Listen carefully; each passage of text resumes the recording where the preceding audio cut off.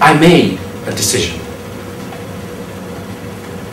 Sitting there thinking, looking at this guy and saying, this is what I want to do. See, finally the penny dropped. This is my desire. Desire. From the Latin words, desire. Waiting to be born. I'm sitting there, goose pimples. This is what I want to do. Making a decision first. And you know, the moment I made that decision, several things started to fall into place. Well, the first things I did was to register to go and get trained. But something else started to happen at the same time. Instantly and automatically, once I've made that decision and I've done all that was necessary to get registered for it, guess what? I started to attract teachers in my life. I don't know, that's like they were just waiting around the corner. This is Michael Nicholas. He appeared. I mean, he's partner of Bridie's, but we knew Bridie for a long time. We never met Michael. He appeared coming out with some, he's a fantastic, very motivational, incredible teacher, and they started to appear. So I'm learning, and he gave us this particular series. There's 11 hours worth of video, or DVD in here. 11 hours of material. I still haven't finished understanding even 30% of it. And we keep on watching it again and again and again. You know, our house in the last 6 to 9 months, the television has really got used to Born Rich. It's just on all the time, whenever we get time. There is only one program that disturbs that particular process, and that's called The Bill. So when my son is on, that's it. Born Rich stays on the side, and there we are glued into that. So it's really listening to it again and again and again. That's how it starts. I went in June, having signed up in June, I went to the training course in Palm Beach in Florida. Another teacher appeared, Paul Hudson, 81 years old, incredibly successful businessman, really leading very large organizations like the Prudential insurance companies. And you know, every time you sit with him, he comes out with something that says, oh, a light bulb goes on. And I liked his habit. See this? He walks around with the $1 million bills in his pocket and just gives you a message and hands out $1 million. Really, the opulence of the man is the only way I can say it. Very encouraging.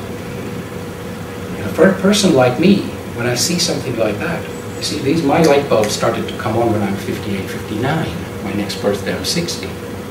And I see performances from people like Paul and say, yes, you know, that's the way I want to go. Michael Beckwith, those of you who've seen The Secret, you see him. There is only one Michael Beckwith, honestly. Such a spiritual, fantastic orator. We were sitting in the convention center with 700 people, and there he was, wow, for about an hour and a half. There are people here who have been there, and he was incredible. But then again, this was, you can't see it very well, but in the corner here is Ricky. That's his wife. And the two duo are really fabulous. I had a chance to meet up, sit down with them, and everything that he is talking about is full of wisdom. Teachers beginning to appear. Bob, when you get a chance to really sit down, and we had nearly 2 hours in groups, but almost like that. He was going through with me with what he calls the praxis, which is one of his teaching methodologies. But he's so giving. There is nothing you can't ask him. So there you see how the whole process of me having made a decision, this is what I want to do, started to attract teachers that were just sort of almost like waiting in the corner. So when we are ready, that's when the teachers appear. Ah, that makes sense now. I've heard it said so many times. I'm going to use a statistic here today that will really start the whole process of what we are all about in terms of goals, and goal achieving, and goal setting, and the universal laws. And I use this in my training schedules, and in all my seminars, and my books, and in my one-to-one coaching. Did you know that the 1% of the world's population earns 96, yes, 96% of all the money that's being earned?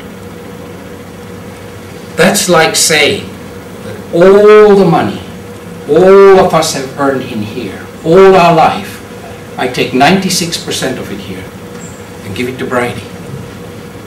I guess you'd be okay with that, wouldn't you? I'd be really okay with that.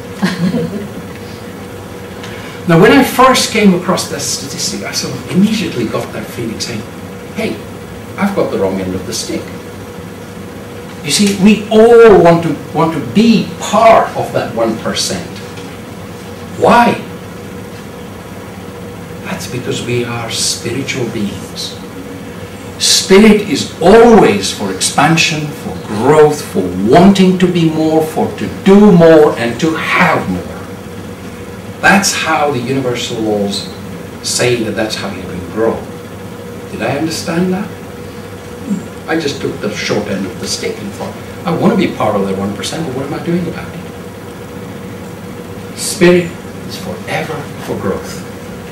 And you know, all of that, when you put it together, including that very strange statistic, 1% of the population, 96%. What it is about is results. What kind of results are we getting? What do we see in front of us? Our health, our profession, our relationship, what kind of house we live in, what kind of car we drive. These are results. And it's all about results. The question is, why is there such a huge difference in the results that we're getting?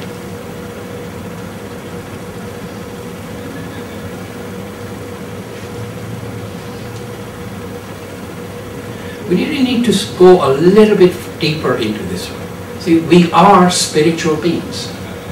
We are spiritual beings having a human experience. We've been gifted with intellect and emotions. It's when we tap into those intellectual faculties. Remember, one of my objectives today is how do we think and how do we operate? It's when we tap into those intellectual faculties that we really start to produce the results that we want. So that lopsided statistic is leading towards saying, how do we use our intellect? I've said I was going to dip into the universal laws as well. Can you read it from there? Are you okay with that? Let's just see if that might improve it. It was Werner von Braun, the father of the space program in North America. When he was asked what would it take to put a man on the moon and bring them back safely. That was Kennedy and von Braun. He just said one thing, the will to do it. He didn't go into all these details of saying I'll need 55,000 scientists and $23 billion and all that. Just the will to do it. Decision. The will to do something.